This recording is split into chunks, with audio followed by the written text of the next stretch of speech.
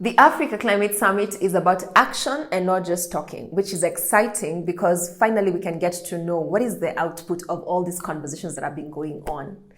Today we get to break down for you the third objective, which is the announceables. What are some of the things that are being announced at the Africa Climate Summit?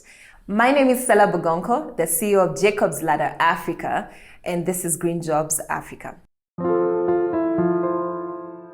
So have you been to workshops or conferences or just meetings where it's all about, talking, and after that you're thinking, so what did we agree on, or what was the output of that? To be honest, that's always been some of the characteristics of previous conversations that have been held in many forums, including some of the global conversations that have been held, whether it's on debt, financing, climate included. And so one of the distinguishing factors of the Africa Climate Summit is to make sure that we have announceables, to make sure that we know where we are on different initiatives. We did mention, for example, about the carbon markets.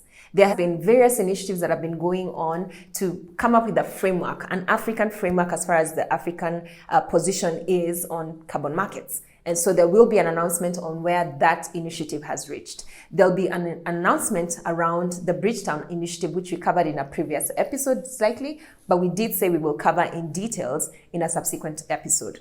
There will be an update on where that initiative has reached and what the progress is in terms of looking forward ahead of the global meetings that are happening, the UNGA meeting that's coming up in September, and the COP28, the G20 meetings that are going to be discussing the same conversations that have been held, but this time, what are the outputs and the action points? And so we hope, and this is my hope, speaking for many Africans that follow these conversations and in some way or the other participate, that this time as Africa, we will show the way in terms of making sure that we have tangible outputs and outcomes from this particular meeting. Thank you so much for joining me today as we got to break down the third objective of the Africa Climate Summit.